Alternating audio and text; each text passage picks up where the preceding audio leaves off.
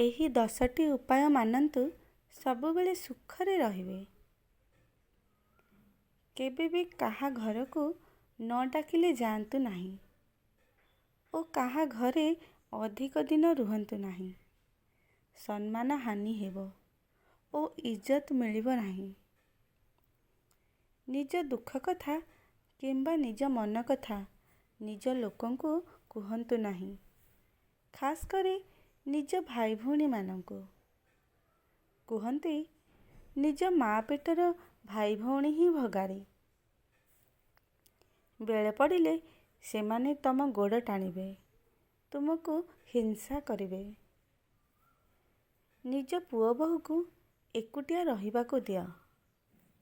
ସବୁଦିନ ତାଙ୍କ ପାଖରେ ରହିଲେ ଦୁଃଖ ପାଇବ। ନିଜ ଘରେ ନିଜେ ଶାନ୍ତିରେ ରୁହ। ଏମିତି କରିଲେ ସେମାନେ ନିଜେ ଆସି ଆପଣଙ୍କ ସେବା କରିବେ।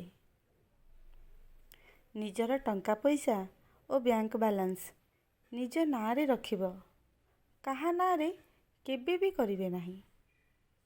ଏପରି କରିଲେ ଲୋକମାନେ ଆପେ ଆପଣଙ୍କର ପାଖକୁ ଆସିବେ। ଯିଏ ବି ଆପଣଙ୍କୁ ରାଗିକି କହିଲେ ବି ଆପଣ ଚୁପ୍ ରହିବେ, କିଛି କହିବେ ନାହିଁ। କହିଲେ କଥା ସରିଯିବ, ଆଉ ଚୁପ୍ ରହିଲେ ସମୟ ଓ ଭଗବାନ ଆପଣଙ୍କର ସାହାଯ୍ୟ କରିବେ। ନିଜର ଯେତିକି ଅଛି ସେତିକିରେ ଖୁସିରେ ରୁହନ୍ତୁ। କାହାର କ'ଣ ଅଛି ଦେଖିଲେ ଦୁଃଖ ହିଁ ମିଳିବ। ନିଜ ଘରେ ରହି କାହାର ଖରାପ ଚିନ୍ତା କରନ୍ତୁ ନାହିଁ, କାରଣ ଯାହାର ଖରାପ ଚିନ୍ତା କରିଲେ ତାହାର କିଛି ହେବ ନାହିଁ। ଆପଣଙ୍କର ଘର ଉପରେ ଖରାପ ପ୍ରଭାବ ପଡ଼ିବ। ଘରକୁ ଅତିଥି ଆସିଲେ ରାଗନ୍ତୁ ନାହିଁ। ଘରେ ଯାହା ଅଛି ସେଥିରେ ସେବା କରନ୍ତୁ, କାରଣ ଅତିଥିମାନେ ଭଗବାନ।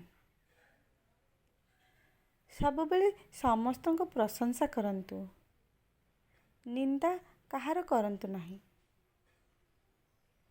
ଯେଉଁଠି ଆପଣଙ୍କ ସମ୍ମାନ ନାହିଁ ସେହି ଜାଗାକୁ ଯାଆନ୍ତୁ ନାହିଁ। କଥା ନ ଶୁଣୁଥିବା ଲୋକ ପାଖରେ କଥା କୁହନ୍ତୁ ନାହିଁ। ଯଦି କଥାଗୁଡ଼ିକ ଆପଣମାନଙ୍କୁ ଭଲ ଲାଗିଥାଏ ତେବେ ଲାଇକ୍, ସେୟାର ଓ କମେଣ୍ଟ କରନ୍ତୁ। ଚ୍ୟାନେଲରେ ଯଦି ନୂଆ ଅଛନ୍ତି ଚ୍ୟାନେଲଟିକୁ ସବସ୍କ୍ରାଇବ୍ କରିନିଅନ୍ତୁ। ଧନ୍ୟବାଦ।